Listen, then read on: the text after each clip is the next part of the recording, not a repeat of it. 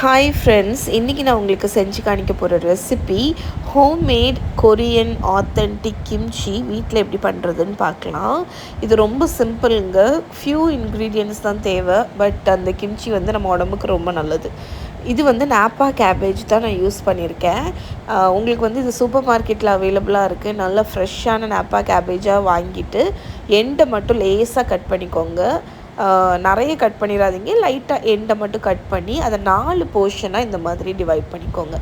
ஒரு நாப்பா கேபேஜ் உங்களுக்கு 4 போர்ஷனாட்டு உங்களுக்கு டிவைட் ஆகும். இந்த மாதிரி பிரித்து எடுத்து வச்சுருங்க. இந்த மாதிரி லீஃபியான வெஜிடபிள்ஸ் எல்லாமே இடையில பார்த்திங்கன்னா சம்டைம்ஸ் அழுக்கு இருக்கும். அதனால் நல்லா வாஷ் பண்ணிடுங்க. வாஷ் பண்ணி அதை வந்து ஃபுல்லாக ட்ரெயின் பண்ணிவிட்டு ஒரு கட்டிங் போர்டில் எடுத்துகிட்டு உப்பு வந்து தாராளமாக ஒவ்வொரு லீஃபுக்கு இடையிலையும் ஸ்ப்ரிங்கிள் பண்ணி நம்ம விட போகிறோம். இந்த உப்பு வந்து இந்த ப்ராசஸை சால்ட்டிங்னு சொல்லுவாங்க.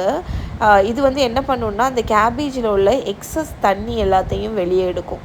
ஸோ அந்த தண்ணியெல்லாம் எடுத்தால் தான் உங்களுக்கு வந்து கிம்ச்சி வந்து ரொம்ப தண்ணியாக லிக்விடாக ஆகாமல் இருக்கும். அதனால் இந்த மாதிரி ஒவ்வொரு லீஃபையும் தூக்கி நீங்கள் தாராளமாக உப்பை வந்து ஸ்ப்ரிங்கிள் பண்ணி விடணும். ஸ்ப்ரிங்கிள் பண்ணிவிட்டு அதை ஒரு பவுலில் வச்சு மேலே வந்து ஒரு பிளேட்டை வச்சு இன்வெர்ட் பண்ணி அதுக்கு மேலே ஏதாவது ஒரு வெயிட்டான பொருளை வச்சுருங்க. இது வந்து ப்ரெஸ் பண்ணும்போது உங்களுக்கு ஃபாஸ்ட்டாக தண்ணி வரும். இப்போ நீங்கள் பாருங்கள் எவ்வளோ தண்ணி வந்திருக்குன்னு. ஒரு மணிக்கூர் கழித்து 1 ஹவர் கழித்து அதை ஃப்ளிப் பண்ணி விடுங்க. ஃப்ளிப் பண்ணி அகேன் இதை மாதிரி மூடி போட்டு 1 ஹவர் விட்டுருங்க. நிறைய தண்ணி வரும். அண்ட் கேபேஜ் பார்த்திங்கன்னா அப்படியே வில்ட் ஆகிடும். இந்த மாதிரி ஃபோல்டு பண்ணுற மாதிரி டெக்ஸ்சரில் வந்துடும். இப்போ ஒவ்வொரு லீஃபையாக எடுத்து நல்லா வாஷ் பண்ணிவிடுங்க. அதில் நம்ம உப்பு போட்டிருக்கோம் பார்த்திங்களா, அந்த உப்பு போகணும். அது தக்கன நல்லா வாஷ் பண்ணி இந்த மாதிரி ஸ்க்வீஸ் பண்ணி அந்த எக்ஸஸ் தண்ணி எல்லாத்தையும் எடுத்து ஒரு பாத்திரத்தில், க்ளீனான ஒரு பாத்திரத்தில் மாற்றிடுங்க. இப்போ இதுக்கு மேரினேட் பண்ணிடலாம். தண்ணி க்ளூட்டினஸ் ரைஸ் ஃப்ளார், நீங்கள் இது இல்லைன்னா ரெகுலர் ரைஸ் ஃப்ளார் யூஸ் பண்ணிக்கலாம். அதையும் போட்டு நல்லா அடுப்பில் வச்சு காய்ச்சுங்க.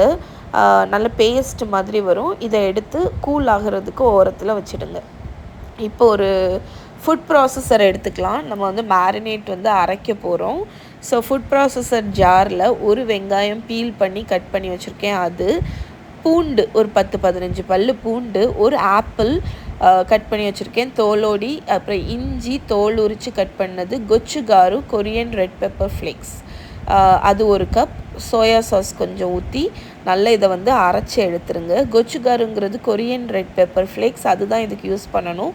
மற்ற ரெட் சில்லி பவுடர்லாம் ரொம்ப ஸ்பைசி ஆகிடும். ஸோ இப்போ அதை அரைச்சதை ஒரு பவுலில் எடுத்துகிட்டு நம்ம கூலாகி வச்சுருக்கிற ரைஸ் ஃப்ளார் பேஸ்ட்டு, கேரட்டு, முள்ளங்கி, ஸ்ப்ரிங் ஆனியன் இவ்வளவும் தோல் உரித்து இந்த மாதிரி குட்டி குட்டியாக தின்னாக கட் பண்ணியிருக்கேன். அதையும் போட்டு நல்லா மிக்ஸ் பண்ணிடுங்க. இதுதான் உங்களோட கிம்ச்சி மேரினேட் ரெடி ஆகிடுச்சு பாருங்கள்.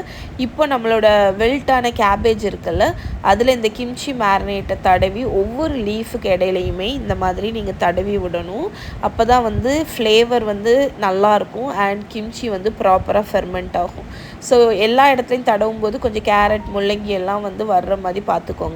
இப்போ இதை எடுத்து ஒரு கிளாஸ் ஜாரில் வச்சு டைட்டாக பேக் பண்ணிவிடுங்க. மேலே ஒரு பிளாஸ்டிக் ரேப் வச்சு மூடி நீங்கள் ஃப்ரிட்ஜில் ஸ்டோர் பண்ணலாம். கிம்ச்சி எவ்வளோ தூரம் ஃபெர்மெண்ட் பண்ணுறீங்களோ அவ்வளோ தூரம் ரொம்ப டேஸ்ட்டாகவும் நல்லாவும் இருக்கும். இதோட full recipe yummy tummy aarthi.com இருக்குது.